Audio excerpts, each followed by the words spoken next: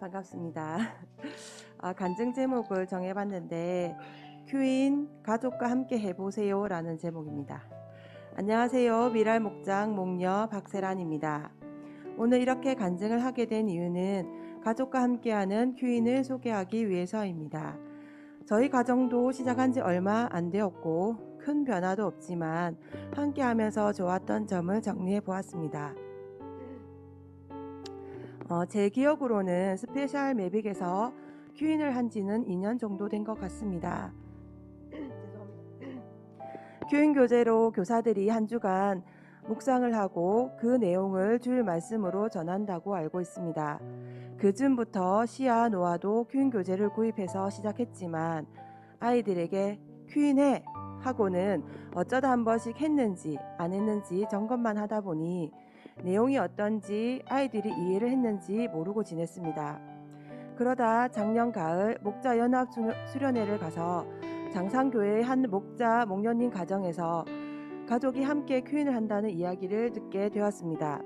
뿐만 아니라 주일 예배 말씀을 그 주에 묵상한 큐인 본문으로 한다는 이야기를 들은 저희 남편이 와 너무 좋겠네요 라면서 귀를 쫑긋 세우고 들으며 저희 가정도 하면 좋겠다며 가족 큐인을 생각하게 되었습니다. 이럴 때 보면 남편은 남의 말을 잘 듣는 편이 남편인가 봅니다. 그 후에 함께 시작하게 된 큐인. 그래도 역시 가장인 아빠가 하자고 하니 아이들도 엄마랑 할 때보다 안정적으로 큐인에 함께해서 감사합니다. 이제 곧 중학생이 되는 딸아이의 퉁퉁거림도 가끔 엄마의 이야기엔 감정적으로 반응하는 아들도 아빠가 주도를 하니 잘 따라와주고 있습니다. 물론 아직 큐인을 하면서 맞추어 가느라 삐걱삐걱 대고 있는 중입니다. 예를 들어 본문을 교재에 나와 있는 3번역과 개역개정을 한 번씩 읽는데 몇 절씩 돌아가며 읽습니다. 노아는 아직 술술 읽지 못하니 더듬더듬 읽어내려가면 반대편에서 누나가 한숨을 푹푹 쉽니다.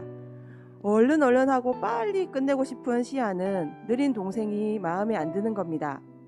문제를 풀 때도 문제에 관련된 지문을 읽고 적는데 노아가 시간이 걸리다 보니 시아는 투덜투덜합니다. 하지만 하루하루 큐인을 해가며 말씀을 조금씩 이해하고 깨달아가는 모습을 보면 대견합니다. 큐인 교재는 한 본문을 5일 동안 계속 묵상하도록 되어 있습니다. 첫째 날에는 본문을 읽고 그날의 날씨 이야기와 기분이 어떤지도 물어보고 본문과 관련된 일반적인 질문으로 시작합니다. 둘째 날에도 똑같이 본문을 읽고 본문 한 절 한 절의 내용을 짚어보는 질문을 통해 내용을 파악하게 합니다. 셋째 날에도 본문을 읽고 한 절 한 절 조금 더 깊은 내용을 알아봅니다. 하나님은 왜 이렇게 하셨을까를 생각해 보는 것입니다.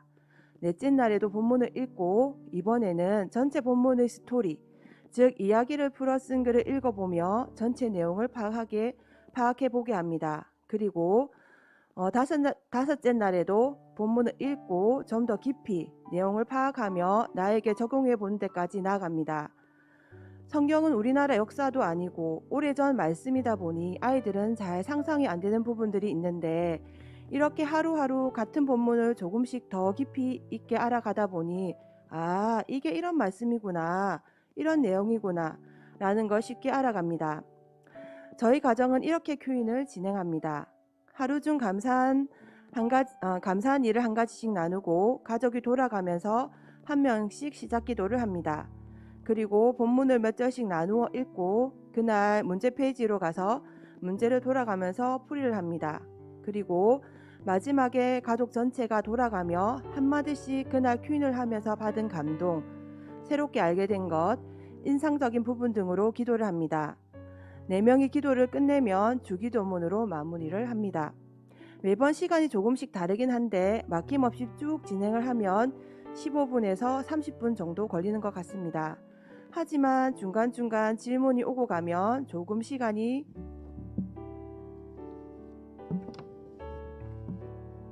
늘어나기도 한답니다. 실제로 있었던 에피소드를 몇 가지 이야기하고 이 글을 마무리하려고 합니다. 저희는 사무엘상으로 처음 가족 큐인을 하게 되었습니다. 한나가 기도하여 사무엘을 가진 본문부터 사무엘을 부르신 하나님의 음성을 3번 만에야 알게 된 엘리 제사장의 이야기와 자기 좋은 대로 행한 엘리 아들들의 잘못, 법궤를 빼앗긴 이스라엘 백성, 법궤를 빼앗은 블레셋 사람들이 우쭐한 마음에 법궤를 다곤 신전에 두는 내용까지 어느 날 이 다곤 신전에서 있었던 일을 묵상하는 날이 있었습니다. 어떤 내용이었냐면 다곤 신전에 법궤를 두었는데 다음 날 가보니 신상들이 엎어져 있어서 바로 세워두었더니 그 다음 두었습니다. 그리고 그 다음 날에 갔더니 다곤 신상의 머리와 팔이 떨어져 나가 문지방에 있게 된 본문을 묵상하게 되었습니다. 그날 마지막 기도를 노아가 이렇게 했답니다. 오늘 큐인을 하게 해주셔서 감사합니다. 오늘 다곤 신상들은 엎어졌는데 저는 똑바로 서 있게 해주세요. 예수님 이름으로 기도합니다. 아멘. 라고 기도했는데 정작 본인은 진지한데 다들 웃음바다가 되었답니다. 이거 이렇게 적용했다는 게 초등학교 2학년은 이렇게도 생각할 수 있구나 싶어 웃기기도 하고 대견하기도 했답니다. 아이들의 적용은 단순하고 순수한 것 같습니다. 또 한 가지, 사사인 사무엘이 다스리던 때에 이스라엘 백성들은 왕을 달라고 합니다. 왜 왕을 달라고 했을까라는 물음에 눈에 보이지 않는 하나님보다 눈에 보이는 왕이 더 든든해 보여서 라고 대답하는 시야. 그리고 왕을 뽑을 때 제비뽑기를 하였는데 왜 그랬을까? 라는 질문에 하나님이 뽑으셨다는 것을 알게 하려고 라고 답하는 시야. 역시 학년이 높으니 생각 주머니도 조금 더 큰가 봅니다. 한 번은 이런 때도 있었습니다. 아빠가 장거리로 집에 돌아오지 못한 날 아빠가 저녁에 쉬는 시간에 맞춰 줌으로 큐인을 하기도 했답니다. 멀리 떨어져 있어도 이렇게라도 함께 할 수 있다는 게 조금은 짠하기도 하고 뿌듯하기도 한 시간이었습니다. 사실 이번 주에는 큐인을 한 번밖에 못했습니다. 오늘 간증을 계기로 다시 한번 열심히 해보기로 다짐합니다. 다른 가정에서도 큐인을 가족과 함께 하시며 아이들이 말씀 안에서 자라가는 모습을 보게 되시길 기대합니다. 부족한 간증을 들어주셔서 감사합니다.